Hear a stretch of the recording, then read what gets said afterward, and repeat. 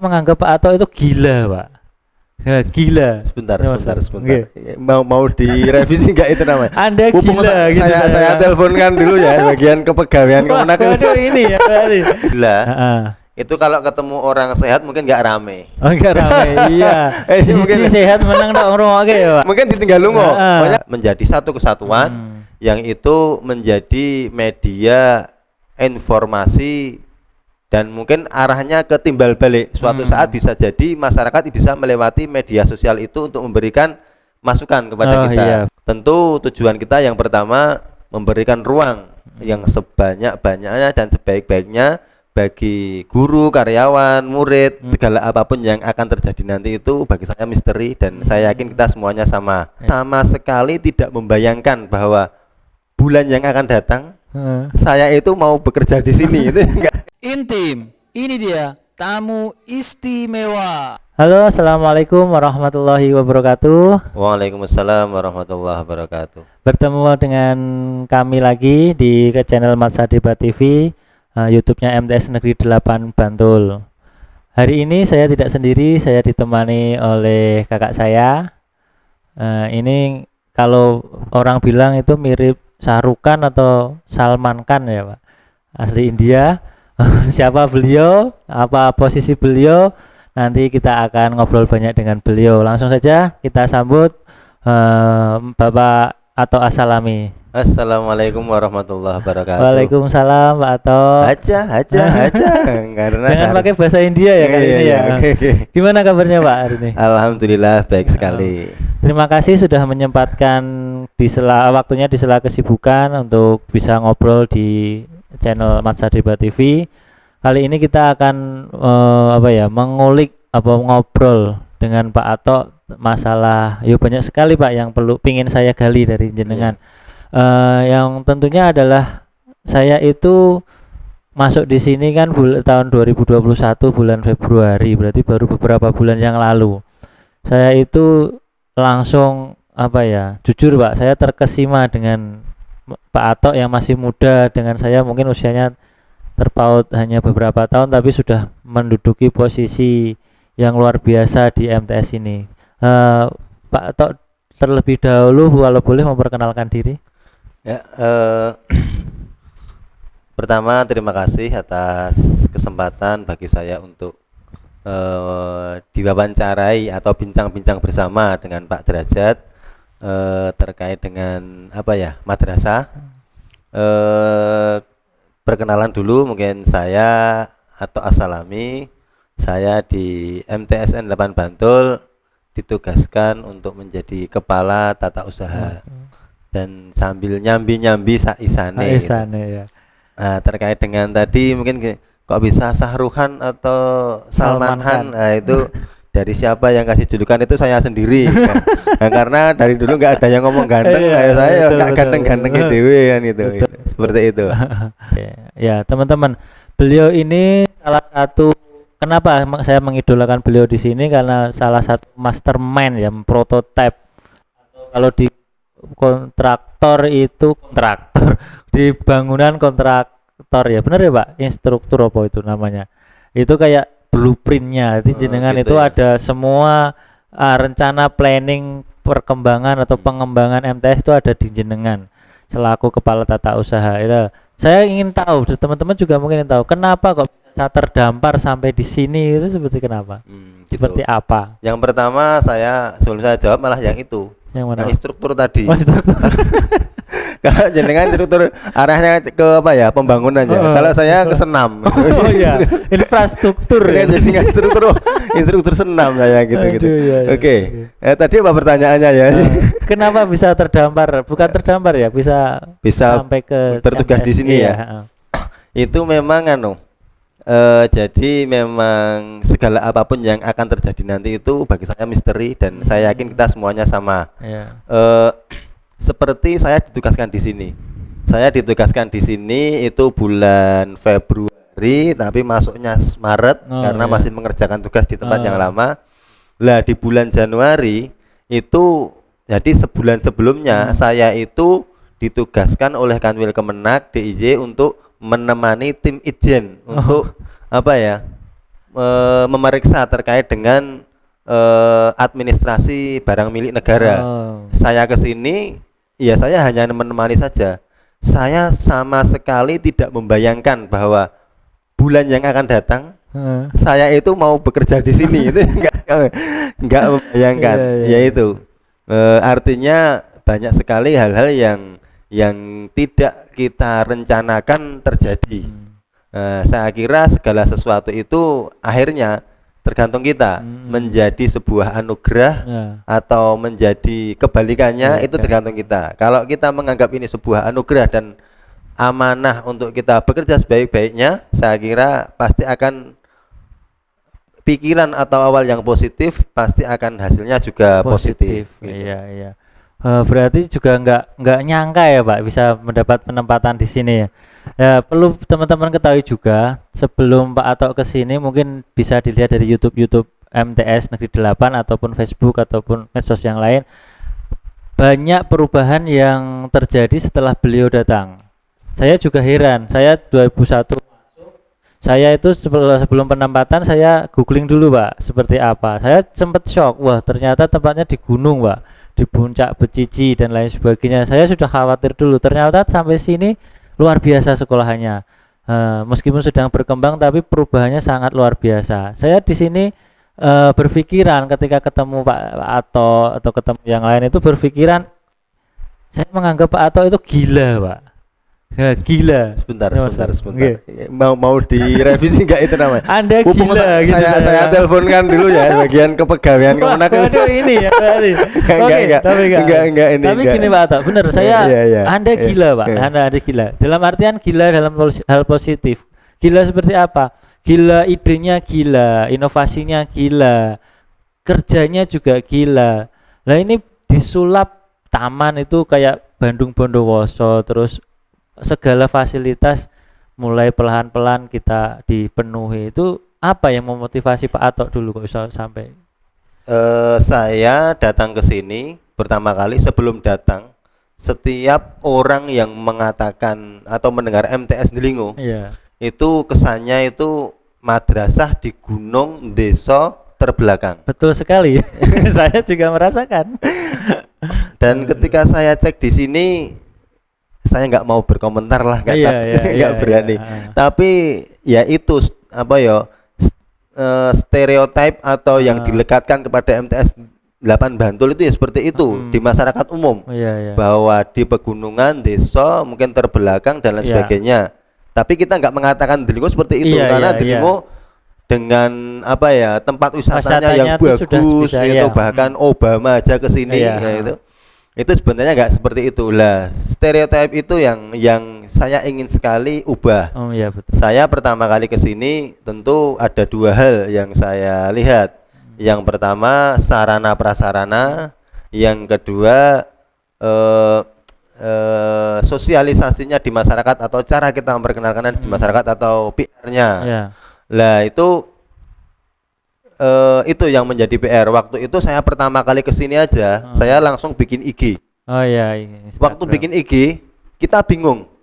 Saya itu bingung, yang mau saya upload yang mana gambarnya kan itu. Terus terang itu saya bingung itu. Itu akhirnya kita mengerjakan satu hal, tapi untuk banyak tujuan. Ketika kita mengerjakan sarana prasarana, tujuannya memang untuk memberikan layanan terbaik kepada siswa, tapi juga untuk kita menjual atau mensosialisasikan kondisi madrasah kita bahwa madrasah kita itu maju. Itu soal sarana prasarana contohnya. Kehumasan atau public relation ya juga sama, ketika bikin media sosial kita terus kita aktifkan, itu juga fungsinya enggak hanya satu, tapi banyak sekali fungsi. Saya selalu berpikiran rugi kalau kita melakukan satu hal hanya untuk satu tujuan atau satu niat. Harus banyak itu, biar semakin semangat, biar semakin apa ya, terlucut untuk melaksanakan hal tersebut gitu. Oke Pak. Teman-teman, tadi Pak Atok soal medsos dan apa namanya, kemajuan untuk kita publikasi. Apa yang sudah Pak Atok canangkan atau rencanakan untuk program ini? Mungkin selain IG kita yang sudah kita siapkan itu apa saja Pak? Yang jelas saya ke sini itu posisinya sudah ada blogspot. Blog. Oh iya, blog iya. itu blog ada. Blog. Terus yang kedua Facebook, Sudah tapi ada ya? kedua-duanya kurang aktif maksimal atau kurang ya. maksimal. Terus saya ke sini yang paling apa ya? Zhangli atau apa ya? Muda, Oh, tanya iya. muda, milenial itu kan IG. Oh iya, IG. Dan yang paling mudah dibuat media betul. sosialnya. Akhirnya saya bikin yang pertama Instagram. Instagram udah saya jalankan setengah tahun, terus akhirnya saya lihat potensi teman-teman, ada Bu Selamat Sadiatun. Oh, ya, Bu Atun. Kita pasrahkan Bu Atun, sekarang udah jalan, udah bagus. Terus yang kedua, saya melihat kita selalu punya blog, padahal kita itu selalu atau kadang-kadang bikin berita untuk Kanwil. Iya. Kan rugi kalau kita bikin satu berita udah sulit hanya ditayangkan di web Kanwil. Bagi saya, kenapa kalau selain di web Kanwil maunya blog? Lah sama menanyakan kenapa kita tidak bikin rumah web yang lebih apa ya, lebih bagus, Memadai untuk kita sendiri iya. ya. Selanjutnya kita juga langkah berikutnya kan membuat website. Jadi website kita yang selama ini kita masih blogspot, terus dengan tampilan yang masih menurut saya masih kurang bagus, kurang sip pokoknya ya, kita terus saya bikin websitenya mtsn8bantul.net Iya. itu aja, belum sch.id Iya. karena saya pikir selama belum wajib saya pilih pakai yang net karena lebih kelihatan muda, dan milenial, kekinian ya. kekinian ya. Tampilannya juga kita bikin Iya. kekinian, mudah dilihat, mudah dibaca, warnanya juga kita bikin yang Menarik softly ya. kan, menarik. Nah, tentu nanti setelah website kita akan melangkah ke yang lain-lainnya, termasuk kita pada hari ini. Oh iya. Ke depan media sosial kita semuanya harapannya nanti akan terprogram secara menjadi satu kesatuan, yang itu menjadi media informasi dan mungkin arahnya ke timbal balik. Suatu saat bisa jadi masyarakat bisa melewati media sosial itu untuk memberikan masukan kepada kita, Iya, tidak betul. hanya ke masyarakat saja, tapi masyarakat kepada kita Iya. suatu saat nanti. Oke, terima kasih Pak Atok. Terus ini Pak Atok, tadi kan itu website dan IG. Setelah itu kita mau masuk ke podcastnya ini. Ini kan bisa dikatakan ini podcast awal ya. Iya. Saya pribadi itu saya kaget ketika dulu awal itu ruangan ini, alat-alat ini enggak ada Pak. Tadi makanya saya sebut Pak Atok itu gila ya itu.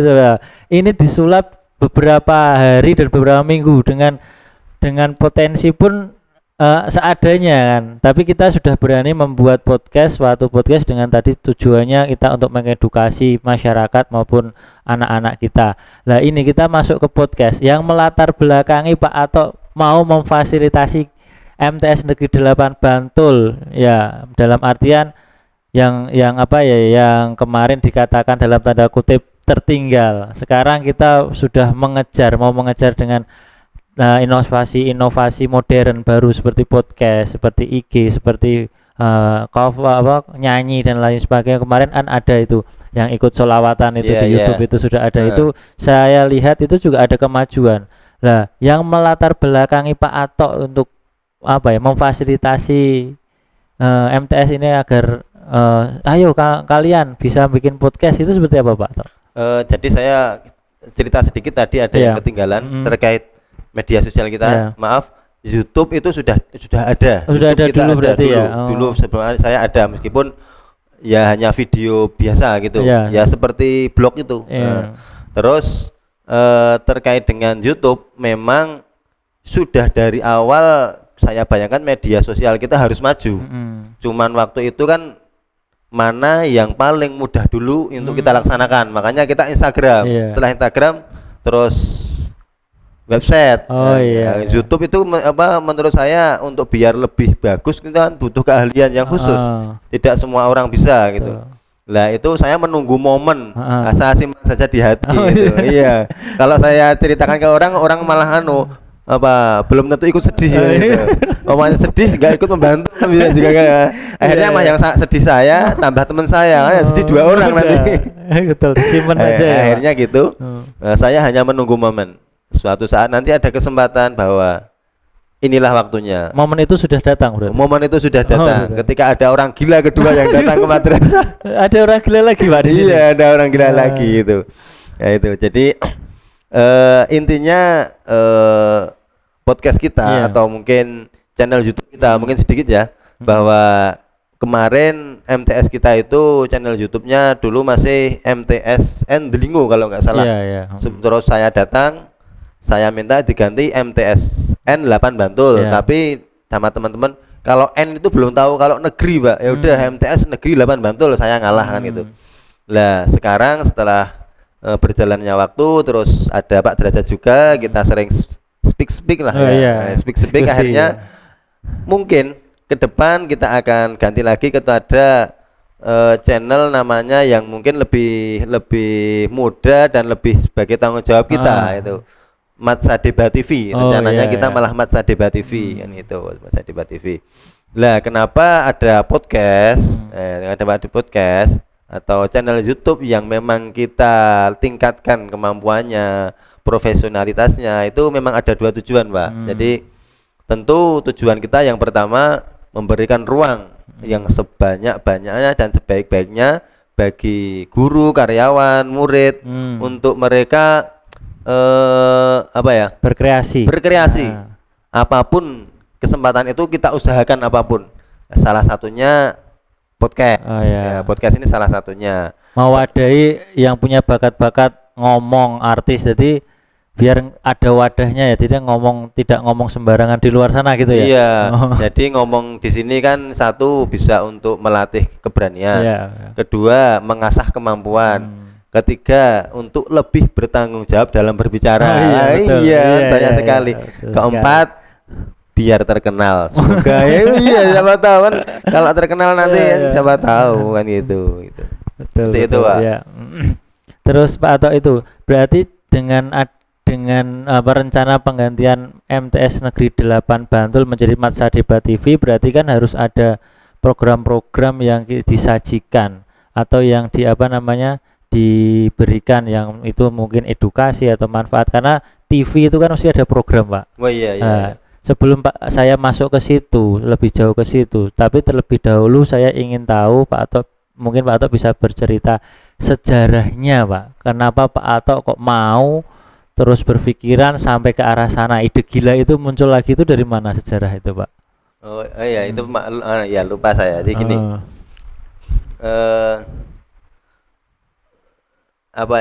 Orang gila itu kalau ketemu orang sehat mungkin nggak rame. Nggak rame. Iya. Mungkin sehat menang tak orang ya, Pak. Mungkin ditinggal lungo. Pokoknya kan ada orang gila ini. Terus ada dia ngejak Gojek sama orang sehat nggak gila gitu. Mungkin yang sehatnya ngomongan orang edan kan gitu, nggak lungo kan gitu. Lah kalau kok tiba-tiba kok ada orang gila datang kan bisa jadi rame kan itu. Lah itu termasuk sejarahnya, bahwa anggap saja saya itu orang gila dalam tanda positif. Itu juga ide-ide saya, salah satunya terkait dengan podcast dan YouTube kita itu karena kehadiran orang gila lagi. Jadi dulu kemarin di bulan Januari Januari atau Februari kemarin, teman-teman. Orang gilanya siapa dulu ini? Nanti tak kasih tahu nanti. Kalau CPNS kemarin bulan Januari akhir. Kemarin itu ada CPNS bulan Januari akhir itu kan datang ada 3 orang tuh, Bu Jaat, Pak Min sama saya, Pak Derajat. Nah itu yang satu itu datang itu langsung keluarin HP, jalan, pokoknya nyoteng gini, semuanya disoting. Bentar ini saya nggak enak, perasaan saya nggak enak ini. Lah itu jenengan wae itu. Saya itu. Enggak maunya ada orang datang keluarin HP, muter-muter nggak ngomong, pokoknya gini terus gitu itu. Ya itu saya. Tapi saya biarin, mungkin orang kesasar kan biasa tau, maksudnya kan pintu kita kan madrasah kita masih sangat terbuka, ada pagernya tapi kita masih terbuka terhadap masyarakat. Bayangan saya kan ya orang kesasar atau orang icul gimana. Terus awatan bikin video gitu terus tapi kok tiba-tiba nggak mungkin berapa hari berikutnya loh kok sudah ada status kan gitu, status dan ada video yang di-share oleh teman kita di madrasah. wah ini profil madrasah kita bagus sekali. Ini siapa yang bikin? Pak Derajat. Oh, berarti orang gila kemarin ini. Maaf, Pak Derajat, tak kira orang gila kan. Iya, iya. Nah, itu seminggu atau 2 minggu sebelumnya memang kita sudah berpikiran bikin konten untuk bikin profil. Sudah dikasih contoh sekolah lain, tetangga kita MI. Itu habisnya hampir 1 juta lah untuk bikin profil gitu. Wah, kita juga mikir kan gitu. Tapi kalau nggak bikin, lawang MI swasta aja bisa. Kita yang sekolah negeri nggak bisa. Tapi lah duitnya ya bingung lagi. Ya, kok tiba-tiba ada Pak Derajat datang langsung bikin, nggak diminta langsung bikin. Hasilnya itu konsepnya persis atau mungkin sekelas dengan yang bayar itu tadi. Oh, berarti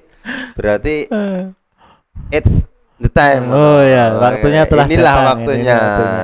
Inilah waktunya. Itu hadirnya Pak Derajat itu salah satu tonggak sejarah mulainya kita YouTube dari YouTube yang biasa menjadi YouTube yang harapannya menjadi ditingkatkan atau bisa profesional, bisa menjadi Masa Debat TV itu tadi, itu pertama.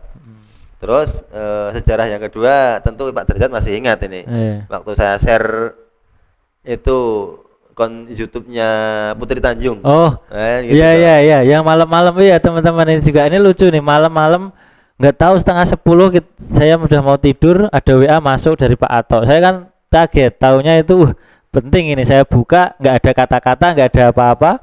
Terus saya buka YouTube terus podcast Putri Tanjung itu yang bintang tamunya siapa itu ya, tuh kayak saya ini apa ini kode apa ini modus apa ini. Nah itu saya sampai berapa hari sampai Pak Ato mungkin bisa cerita itu. Iya, jadi ketika saya kirim ke jenengan itu langkah kedua saya untuk melihat jenengan, melihat jenengan itu. Responnya piye? Kalau saya kirim linknya terus Pak Derajat coba dilihat, atau Pak Derajat gimana kalau kita bikin ini, atau Pak Derajat bagus apa enggak, wah, atau Pak Derajat kalau kita punya yang seperti ini bagus lah. Kalau saya kata-kata itu kan saya lebih mengarahkan. Oh iya, betul. Saya ingin yang murni dari Pak Derajat waktu itu. Makanya dia saya kirim. Tapi saya peka, Pak. Nah, itu Pak Derajat itu langsung nyambung gitu. Ini 2 syarat sudah terpenuhi ini. Karena gila, sama-sama gila tadi ya, Pak, sefrekuensi. Iya itu. Itu. Jadi kita perlu berterima kasih nih. Iya, terima kasih. Mbak Putri Tanjung, terima kasih ya ini sudah menginspirasi kita untuk bikin channel YouTube kita lebih profesional. Iya, betul, Pak. Intim, ini dia tamu istimewa.